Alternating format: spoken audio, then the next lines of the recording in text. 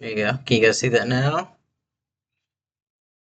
Okay, a lot of people wonder what happened to the Nazis after the war, and you get stories of Operation Paperclip, or um, a lot of them, using what they call them rat lines to Argentina, but it doesn't quite give the whole story. And I don't know if this video is going to survive on YouTube, and I certainly could research it and present it better than what I do here, but I'm not sure it's worth my time because I'm not sure if anybody will be interested in it. But I'm going to present to you a crazy story that I pieced together, one that tells what really happened. Because the Lebensraum, you can pronounce it however you want to hear. Let's see how it's really pronounced. Lebensraum. Lebensraum. I'm doing my best. It's a German concept of expansionism. Really, all it means is that the Germans need more living space there. They were feeling um, too tightly woven together, I guess, and they need more room so they can, have crops to feed themselves and stuff like that. And that's what uh, a lot of what their ideology and why they were doing these invasions is part of that. Um, so with this in mind, Lebensraum, if you lose a war and then you're still interested in this, well, what do you do? Is the question. Because these people aren't just quitting; they're not just having their scientists hired in the United States and other countries. I think other countries had a version of Operation Paperclip as well, probably. Um, but Americans were the biggest benefactors of that. They had a lot of people in Argentina, and actually, I think a lot of these white nationalist movements, a lot of them have their origins in Argentina. It's these people didn't just quit, and in the Lebensraum ideal, it wasn't just something Hitler had. There's people beneath them. There's intellectuals. There's the doers in the movement, and then there's the intellectuals and the ideologues and whatnot. So once the head gets chopped off, these people are going to reorganize and do their things. One of the groups that got put together in Nazi Germany was the Hitler Youth. Basically, it's the Boy Scouts, but they tried to instill pride in Germany and teach the Nazi ideology. And after World War II, they tried to turn these into what's called what is it called?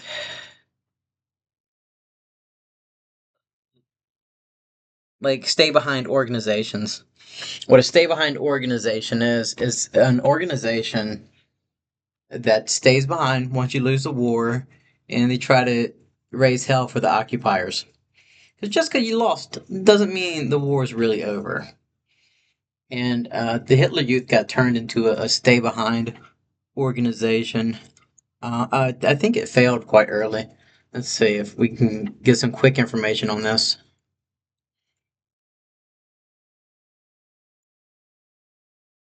I mean, some had some mild success.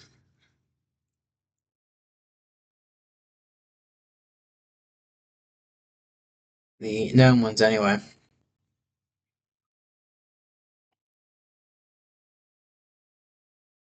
All right, I'm using Google, so it's probably not a good thing. But uh, the Hitler Youth, they had like a stay behind component, or they at least tried to, and there were other stay behind organizations. Let me see if we can list any.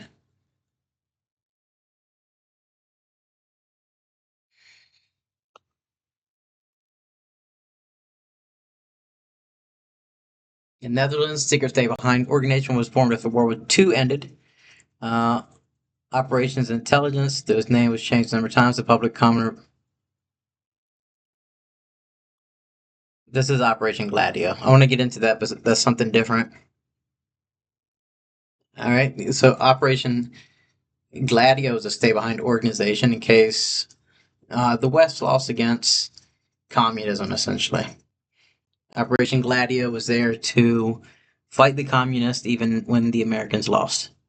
And uh, just secret operations to make life hell for the winning army, and then try to form some sort of resistance.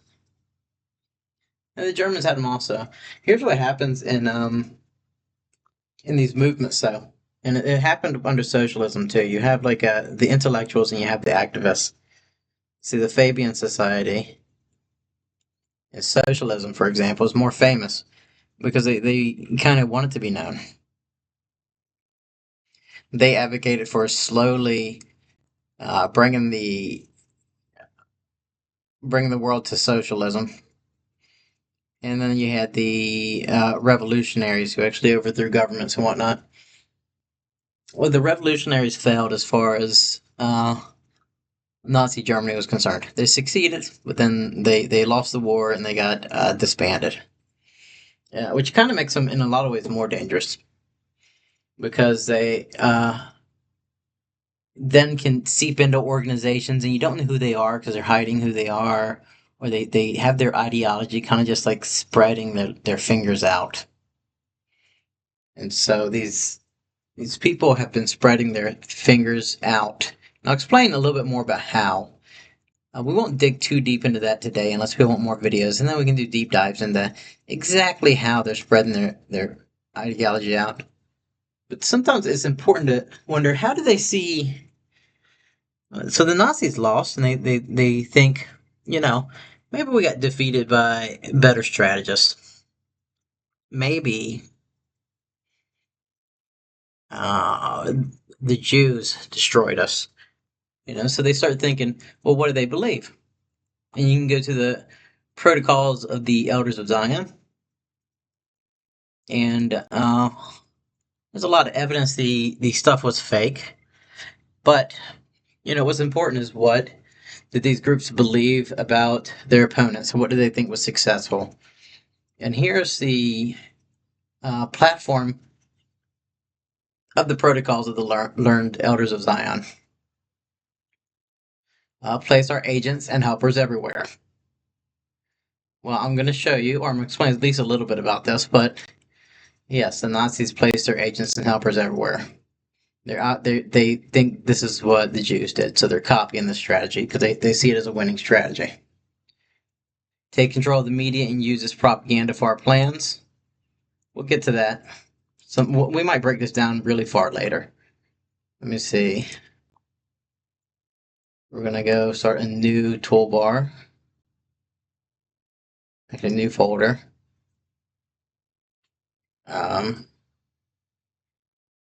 We'll call it the conspiracy. How about that? I'll save this page for later.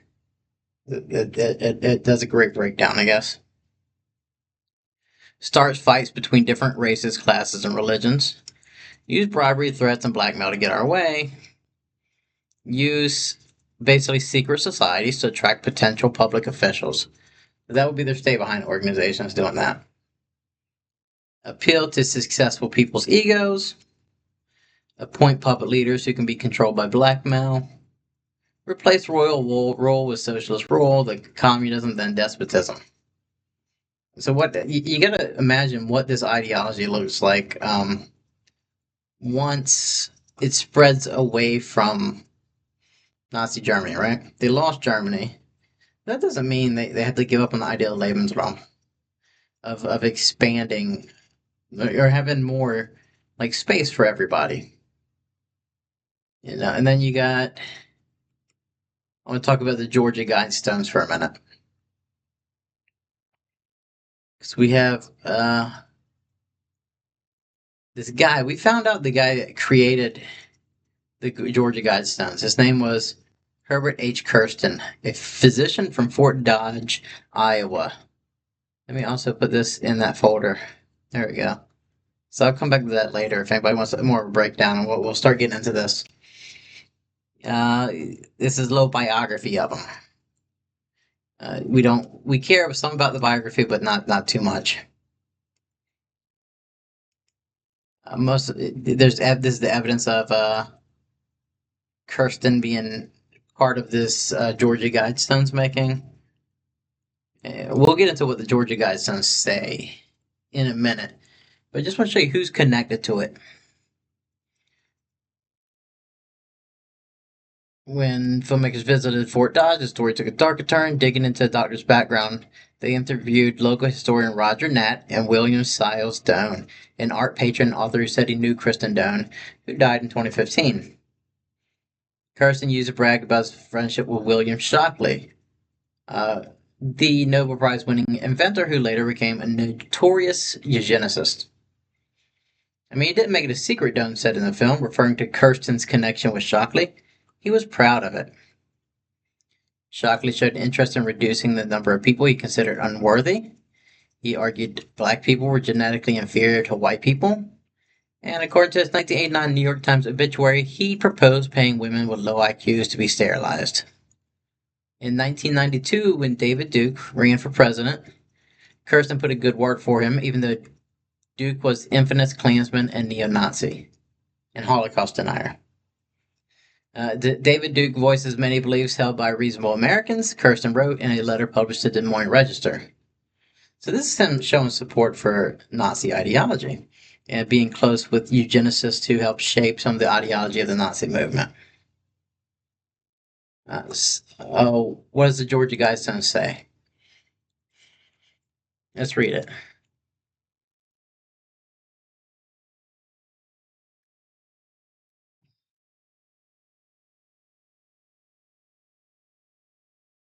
Ten principles.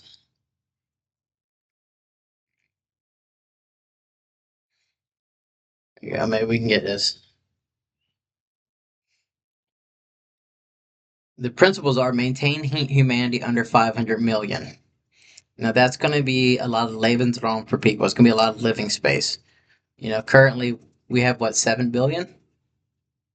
So you cut it down to half a billion, which is a large percentage of the population. Then half a billion is going to give you plenty of Lebensraum, and that's without having Germany to conquer anything. This is just through, and you'll see how they guide reproduction later. And here we get to a second. Guide reproduction wisely, improving fitness and diversity. Okay, that's eugenics. So we got two parts of the Nazi ideology here, and somebody closely connected with it. So we got kind of their post-war plan going on here. This is part of their stay-behind organization, getting to work. Unite humanity with a living new language. I would say that would be Esperanto, probably. Rule passion, faith, tradition, all things with tempered reason. Protect people and nations with let all nations rule internally, avoid petty laws and useless officials, balance personal rights with social duties. All right, be not a cancer on earth, leave room for nature, leave room for nature. That's more see, this is two Lebensraum points right there. 3 if you count the eugenics. And some of this is just common sense, so probably just, I'm going to throw some things people can get behind, like have laws and courts. Okay, great.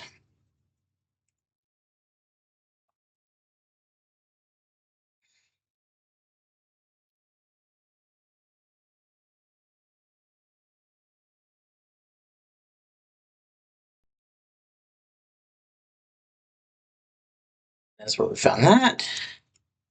Okay, so how do they reduce the population without outright using genocide? Remember, these people want to move slower than the original Nazis, so what are they doing? Well, so what they're doing to their enemies. They want to turn them. Blacks are more likely to identify as gay than any other group. They're targeting African Americans. They're making gay culture more acceptable because they know it affects blacks more than it affects people of German ancestry or white people in general, maybe. I don't know if they expand the definition or not. So, and what does homosexuality do? It means you're not reproducing. You know, you reproduce with the opposite gender. So by turning black people gay or non-whites gay, they can really control reproduction rates. They can really bring it down. You'll see people like Bill Gates with some Nazi ties too. He does things to try to reduce the population. He's trying to do it through like a slow, ethical way, but that's what the goal is. And you know, because the lower the population, the more Lebensraum you have, more living space. And what else do they do to reduce population and populations they don't like? This is look at abortion rates among ages 15 to 44. 30% of abortions were non-Hispanic black women. Wow. 6.4% of abortions were white people. So this is targeted. This is targeted to reduce the population of peoples they don't like. And it's exactly what Nazis were doing in World War II. They're doing it now. They're just doing it through different means. They're creating more living space through it's not so much outright murder, even though you know you can debate it whether abortion is outright murder or not. But they're doing it through eugenics, with abortions, with homosexuality, with transgenderism. And now you have the Americans, okay? You have the right wing people in America who are behind this thing called Operation Gladio. It's a stay behind organization for, it's a post uh, Cold War one, but it also has to do with World War II, and it's uh, like it says, Operation Gladio is used for an informal name for all the stay behind operations that were prepared by many in NATO member countries and some neutral countries. The operation involved use of assassination, psychological warfare, and false flag operations to delegitimize left-wing parties in Western European countries, and even went so far as to support anti-communist militias and right-wing terrorism as they tortured communists and assassinated them. Uh, so this would be who's these. This is like a they're opposing these organizations that are left behind organizations of the Nazis, which actually almost had complete control of the country till recently. They almost took it over completely, but Operation Gladio stepped in, and these are organizations that are secretly put together by the CIA to fight these influences, right? So I mean, you know that abortion and the promotion of homosexuality. I'm not talking about the acceptance of it, but the promotion of it is more left wing things. So how does the CIA see that things are falling apart, and it's time to stop in? It's time to activate Project Gladio. Well, they've been positioning their people the whole time, and you got Tucker Carlson, who appears on Fox News, who supports like a populist, a conservative populist message, which is going to draw in the boomers and kind of oppose some of the Nazi Lebensraum stuff like homosexuality and abortion rights.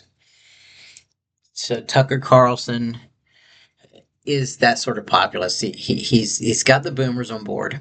He gets the boomers excited. He's educating them. This is uh, basically their agent to get the boomers on board. All right, and then we got Andrew Tate's dad, Emory Tate. He's connected with the CIA. Probably has to do a lot with Operation Gladio. And we know young people are drawn to leftism, but then as soon as we need it, what happens? Andrew Tate steps in and he starts being an influential member of Zoomers, and Zoomers voted in a crazy amount to vote Donald Trump in. Let me see. Zoomers who voted for Trump percent. And he basically won the young vote.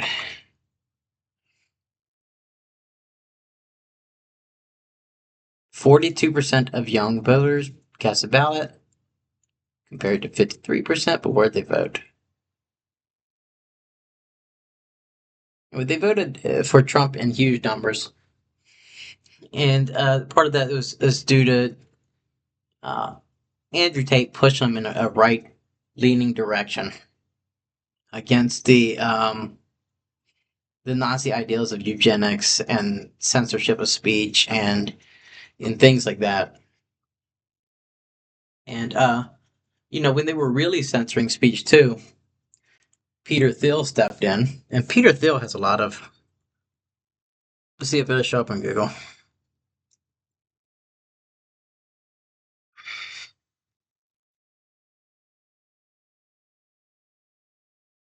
Palantir, a company co-founded with Thiel, developed software used by CIA and FBI to connect previously siloed databases. So he has a lot of involvement with CIA. He could potentially be an asset, and he really encouraged Elon Musk to kind of save free speech in social media. Social media was dominated by the left, or at least was used by the left through threats and whatnot of being taken down, as the FBI files showed. But so these people stepped in. And Q might not be real, but Operation Gladio saved the country from the left wing Nazis. And I'm not saying all left wing people are Nazis. I'm not saying all right wing people are not. But the Nazis developed a stay behind organization. All right, you can see their fingerprint everywhere. And I would love to name names. I would have loved to spend more time on this and name some names. But my time is limited. But now hopefully you see that there is a war going on, that Nazis did win it, and now they're starting to lose. Have a good day.